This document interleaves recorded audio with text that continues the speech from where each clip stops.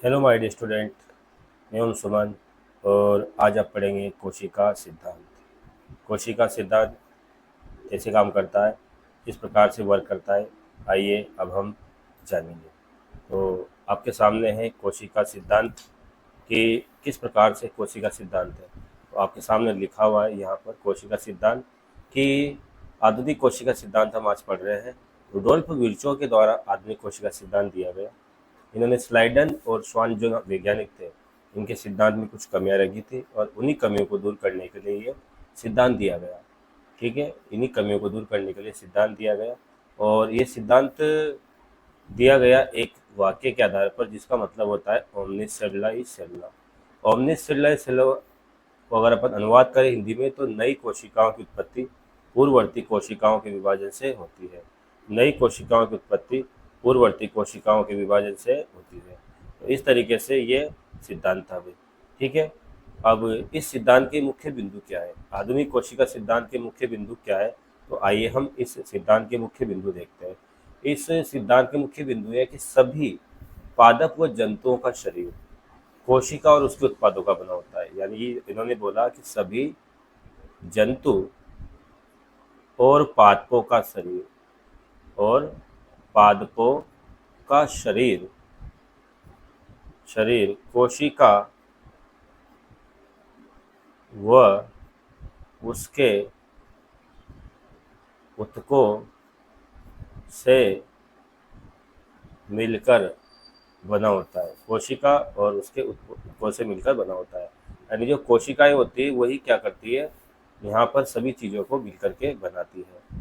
ठीक है, तो नेक्स्ट आगे हम आते हैं। यहाँ पे आगे देखते हैं कोशिका सिद्धांत। यानी कोशिका सिद्धांत जो था, आधुनिक कोशिका सिद्धांत, उसके दो ही मुख्य पॉइंट थे भाई। उसके दो ही मुख्य पॉइंट थे। वो क्या क्या पॉइंट थे एक बार और देख लेते हैं। दो मुख्य पॉइंट कौन कौन से, तो देखिए सबसे पहले सभी जंतु। यानी पहला जो हमारे पास आता है सभी जंतु और पादप। सभी जंतु और पादप। सभी जंतु और पादप कोशिका के बने होते हैं। किसके बने होते हैं? कोशिका। कोशिका व उसके उत्पादों से बने होते हैं। कोशिका और उसके उत्पादों से बने होते हैं। और दूसरी बात उन्होंने बोली कि नई कोशिकाएं जो बनती है, नई कोशिकाएं जो बनती है वो कैसे बनती है? नई कोशिकाएं पूर्ववर्ती पूर्ववर्ती कोशिकाओं के विभाजन से बनती है। पूर्ववर्ती कोशिकाओं के विभाजन से। तो नई कोशिकाएं जो बनती है वो पूर्ववर्ती कोशिकाओं के विभाजन से बनती है। ठीक है, उम्मीद है आप लोगों को बात समझ में आई होगी। इसके बाद इस कोशिका सिद्धांत के आते हैं अपवाद। इस कोशिका सिद्धांत के अपवाद आते हैं, यानी इस कोशिका सिद्धांत में भी कमियां रह गई। इस कोशिका सिद्धांत में भी क्या रह गई? कमियां रह गई। ठीक है, तो क्या कमियां रह गई, आइए हम इन कमियों को जानते हैं। क्या क्या कमियां रह गई थी, इन कमियों को हम दूर करते हैं। ठीक है, तो जो कमियां रह गई उन कमियों को हम दूर कर रहे हैं। तो मुख्य रूप से देखिए आप, है ना। तो अपवाद क्या रहा? अपवाद ये रहा कि ये इसमें जो वायरस आता है हमारे पास, वायरस कोशिका सिद्धांत का पालन नहीं करता। वायरस कोशिका सिद्धांत का पालन नहीं करता। ठीक है, तो वायरस कोशिका सिद्धांत का पालन नहीं करता। वायरस कोशिका सिद्धांत का पालन नहीं करता। वायरस कोशिका सिद्धांत वायरस कोशिका सिद्धांत का पालन नहीं करता भाई। एक तो ये कमी रह गई, है ना। क्यों नहीं करता? क्योंकि इसमें, है ना, इसमें स्वतंत्र जीवन व्यापन नहीं कर सकता है। स्वतंत्र जीवन नहीं, इसका स्वतंत्र जीवन नहीं होता। यानी ये जो किसी भी कोशिका होती है, बाहर सेल के बाहर ये निर्जीव की भांति व्यवहार करता है और सेल के भीतर भीतर ये सजीव की भांति व्यवहार करता है। इसकी भांति व्यवहार करता है, सजीव की भांति व्यवहार करता है। ठीक है, इसके बाद हम देखेंगे कोशिका का समग्र अवलोकन कैसे किया जाता है कि कोशिका में आखिरकार होता क्या क्या है। तो कोशिका का जब हम अवलोकन करते हैं तो किस प्रकार से अवलोकन करते हैं, देखिए कोशिका का समग्र अवलोकन। कोशिका का समग्र अवलोकन हम कैसे करते हैं देखते हैं। तो किस प्रकार से हम कोशिका का अवलोकन करेंगे, देखो। तो हमारे पास मान लीजिए कोशिका का अवलोकन करने के लिए हम दो टाइप की कोशिकाएं ले लेंगे। दो टाइप की कोशिकाएं हम यहाँ पर ले लेते हैं। एक तो कोशिका ले लेते हैं हम प्याज के छिलके से प्राप्त कोशिका। एक तो हम ले लेंगे प्याज के छिलके, प्याज के छिलके से प्राप्त कोशिका। और एक ले लेंगे मनुष्य, मनुष्य के गाल से प्राप्त कोशिका। मनुष्य के गाल से प्राप्त कोशिका प्याज के छिलके से। तो बेटा जो प्याज के छिलके से प्राप्त होती है वो कौन सी कोशिका होती है, पादप कोशिका। कौन सी होती है, पादप। और मनुष्य के गाल से प्राप्त कोशिका वो होती है, वो कौन सी कोशिका होती है, जंतु। इस तरह से हम कोशिका का अवलोकन करते हैं। जब हम प्याज की कोशिका को देखते हैं तो वो कुछ इस तरीके की दिखाई देती है। प्याज की कोशिका को हम देखते हैं तो कुछ इस तरीके की दिखाई देती है ना। प्याज की कोशिका को देखते हैं तो कुछ इस तरीके से वो दिखाई देती है। कोशिका में इस तरह से बाहर की तरफ और भीतर की तरफ, बाहर की तरफ हमको एक संरचना दिखाई देती है, उसको हम कहते हैं कोशिका भित्ति। क्या कहते हैं, कोशिका भित्ति। और कोशिका भित्ति के नीचे हमको दिखाई देती है कोशिका झिल्ली। ये अवलोकन कर रहे हैं हम कोशिका का, ठीक है, इस तरीके से। और हम जंतु कोशिका का अगर अध्ययन करते हैं तो उसको उसमें सिर्फ हमको क्या दिखाई देती है, कोशिका झिल्ली दिखाई देती है, ठीक है, कोशिका झिल्ली दिखाई देती है, ठीक है, ये है भाई। और प्रत्येक कोशिका के अंदर, प्रत्येक कोशिका के अंदर हमको एक दोहरी झिल्ली वाला कोशिकांग नजर आता है। उस दोहरी झिल्ली वाले कोशिकांग को हम क्या नाम देते हैं, केंद्रक कहते हैं। क्या कहते हैं, केंद्रक। दोहरी झिल्ली वाले कोशिकांग को हम क्या बोलते हैं, केंद्रक बोलते हैं। क्या बोलते हैं, केंद्रक।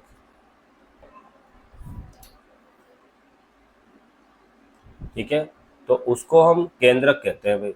तो यही आया केंद्रक। जो अगर इसको बाहर से थोड़ा देखें तो केंद्रक में आखिरकार क्या संरचनाएं पाई जाती है। केंद्रक की संरचना को हम देखें तो केंद्रक में क्या क्या संरचनाएं अपन को मिलती है। तो डे स्टूडेंट केंद्रक में क्या क्या मिलेगा, देखिए अगर अपन केंद्रक की संरचना को देखें तो केंद्रक के अंदर ये केंद्रक की संरचना है। केंद्रक की संरचना होती है दोहरी झिल्ली युक्त। कैसी होती है, दोहरी झिल्ली युक्त। और इसके अंदर हमको मिलता है आनुवांशिक पदार्थ। इसके अंदर अपन को मिलता है आनुवांशिक पदार्थ डीएनए।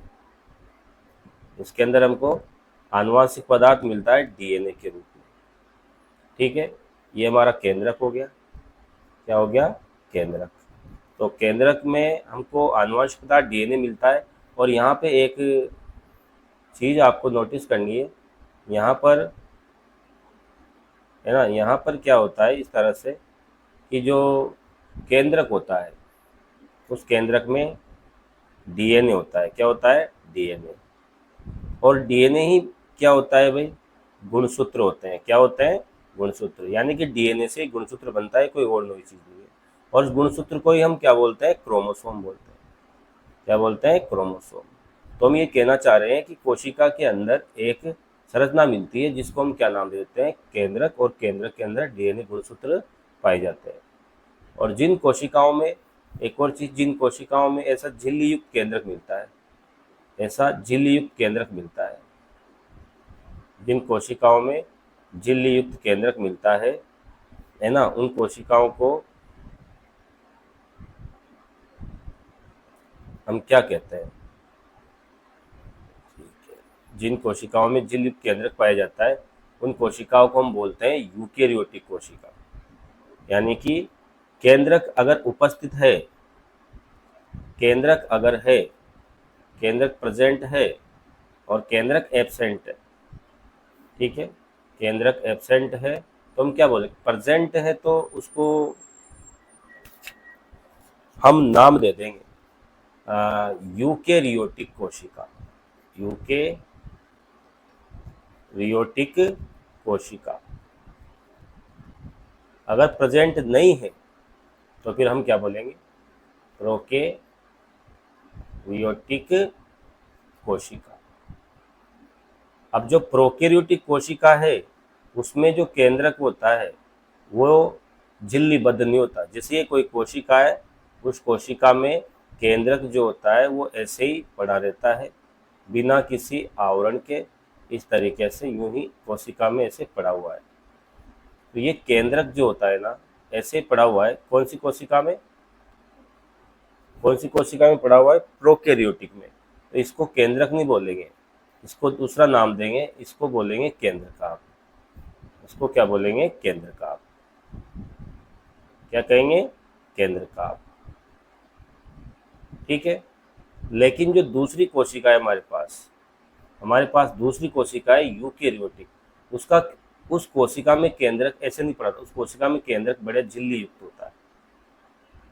जो आनुवंशिक पदार्थ होता है, न्यूक्लियस जो होता है ना, यहाँ पे देखिए जैसे कि ये आनुवंशिक पदार्थ है अंदर की तरफ, ये झिल्ली से घिरा हुआ है, यहाँ झिल्ली से घिरा हुआ है, तो झिल्ली युक्त केंद्रक पाया जाता है।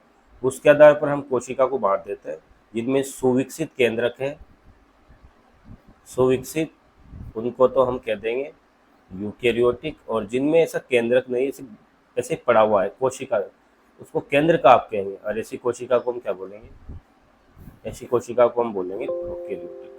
तो डियर स्टूडेंट, आगे मैं फिर चर्चा कर रहा हूँ अभी आपके से कि और क्या क्या चीज़ें यहाँ पर कोशिका में और क्या मिलता है। कोशिका में अगली चीज़ मिलती है जिसको हम बोलते हैं कोशिका द्रव्य।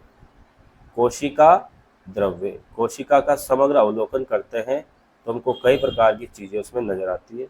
समग्र अवलोकन कर रहे हैं, क्या कर रहे हैं, समग्र अवलोकन। ठीक है।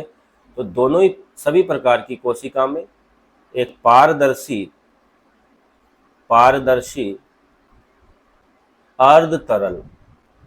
अर्ध तरल मिलता है भाई, पारदर्शी अर्ध तरल। इसको हम क्या बोलते हैं, कोशिका द्रव्य। और ये कोशिका द्रव्य में क्या होता है, कोशिका की समस्त जैविक क्रियाएं, कोशिका की समस्त जैविक क्रियाएं, कोशिका की समस्त जैविक क्रियाएं किसके अंदर संपन्न होती है, इस कोशिका द्रव्य के अंदर। और इसकी और क्या काम है इसका, इसके अंदर सभी कोशिकांग डूबे रहते हैं, सभी कोशिकांग, कोशिका द्रव्य के अंदर सभी कोशिकांग डूबे रहते हैं, है ना। कोशिका द्रव्य के अंदर सभी कोशिकांग डूबे रहते हैं। ठीक है, याद रखना, कोशिका द्रव्य के अंदर सभी कोशिकांग डूबे रहते हैं। ठीक है। तो आगे बढ़ते हैं हम,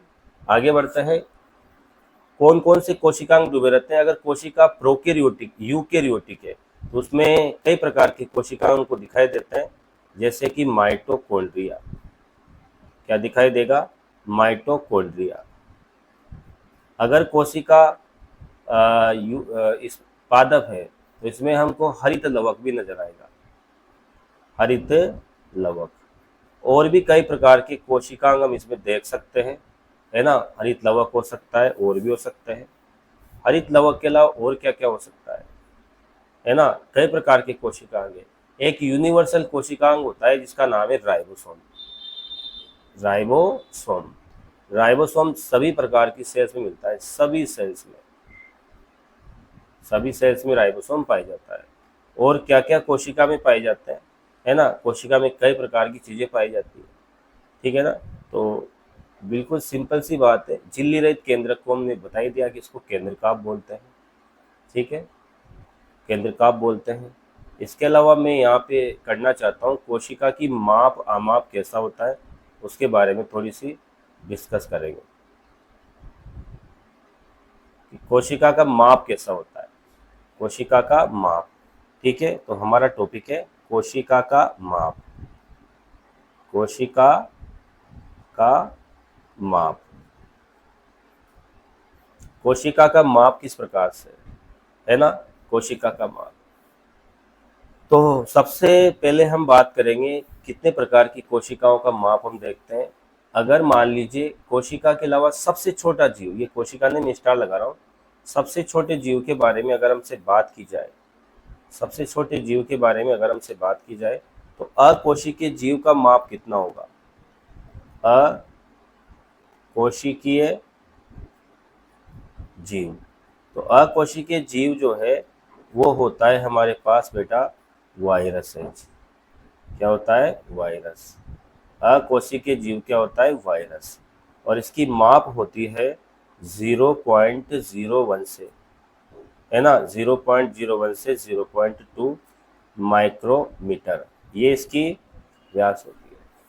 इसके अलावा अपन से कहा जाए सबसे छोटी कोशिका, तो सबसे छोटी कोशिका का नाम होता है PPLO। क्या नाम होता है? PPLO। यानी कि इसको नाम अगर देखिए तो इसका नाम होता है plasma, plasma pneumoniae like organism, ये प्लाज्मो निमोनी लाइक ऑर्गेनिज्म। और इसकी साइज कितनी होती है? ये होती है 0.1 माइक्रोमीटर, 0.1 माइक्रोमीटर इसकी साइज होती है। और इसको कहा जाए तो ये सबसे छोटी कोशिका बोलते हैं इसको। इसको क्या बोलते हैं? सबसे छोटी कोशिका, सबसे छोटी कोशिका। लेकिन बेटा यहाँ पर एक नोट आप याद रखना, एक नोट याद रखना, एनसीईआरटी के अनुसार सबसे छोटी कोशिका है उसका नाम होता है माइकोप्लाज्मा, माइकोप्लाज्मा। एनसीईआरटी के अनुसार सबसे छोटी कोशिका का नाम क्या है? माइकोप्लाज्मा। उसके बाद हम अलग अलग प्रकार की कोशिकाओं को देखते हैं, जैसे कि जीवाणु कोशिका। जैसे कि जीवाणु कोशिका होती है, उसका आकार वगैरह कितना होता है ना, उसका आकार होता है 3 से 5 माइक्रोमीटर, 3 से 5 माइक्रोमीटर। ठीक है, ये याद रखना। ठीक है, माइकोप्लाज्मा का जो व्यास होता है 0.3 के लगभग होता है, 0.3 माइक्रोमीटर, कुछ ऐसा होता है। इसके अलावा और क्या क्या होता है शेप? हमारी आरबीसी को ले लीजिए आप लोग, आरबीसी का शेप कितना होता है? आरबीसी का जो शेप होता है वो 7 माइक्रोमीटर होता है, 7 माइक्रोमीटर, 7 माइक्रोमीटर। ये शेप आप सीधा याद कर लीजिए, रख लीजिए, है ना। इसके अलावा यूकेरियोटिक कोशिका का कितना होता है? अगर कोई सी भी यूकेरियोटिक कोशिका ले ली जाए, यूकेरियोटिक, तो यूकेरियोटिक कोशिका ले ली जाए तो उसका कितना होगा? उसका होगा dear student 10 micrometre, 10 micrometre. Eukaryotic कोशिका का 10 माइक्रोमीटर। ठीक है, फिर एक और आता है जिसको बोलेंगे अपन यहाँ पर शुतुरमुर्ग का अंडा। किसका अंडा? शुतुरमुर्ग का अंडा। ये कितना होता है? ये होता है 15 सेंटीमीटर। कितना होता है? 15 सेंटीमीटर। फिर आती है एक और कोशिका, जिसका नाम है तंत्रिका कोशिका, तंत्रिका कोशिका। तंत्रिका कोशिका का कितना होता है? तंत्रिका कोशिका 90 सेंटीमीटर लंबी होती है लगभग। कितनी होती है? 90 सेंटीमीटर लंबी होती है, 90 सेंटीमीटर लंबी होती है। ठीक है, तो डियर स्टूडेंट इस तरह से हमने यहाँ पर देखा सभी चीज़ों को। एक बार और मैं थोड़ा सा इसको रिवीजन करा देता हूँ। देखिए ये यहाँ थे, ठीक है, इसको दोबारा से रिवीजन कर लीजिए क्या क्या होता है। देखिए यहाँ पर इस तरीके से, है ना, कैसे अपन देख सकते हैं।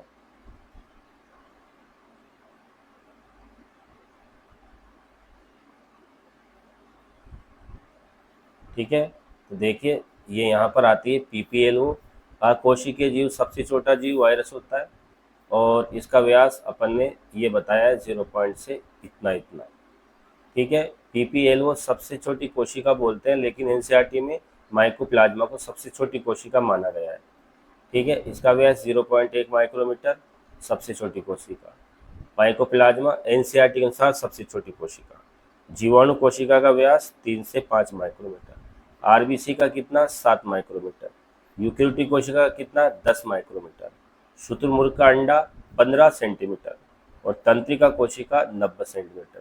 तो उम्मीद है आपको ये वीडियो पसंद आया होगा और वीडियो को ज़्यादा से ज़्यादा लाइक करें, शेयर करें, सब्सक्राइब करें। आगे भी हम इसी तरह से साइटोलॉजी के वीडियो लेकर आपके लिए आते रहेंगे। धन्यवाद। Good night.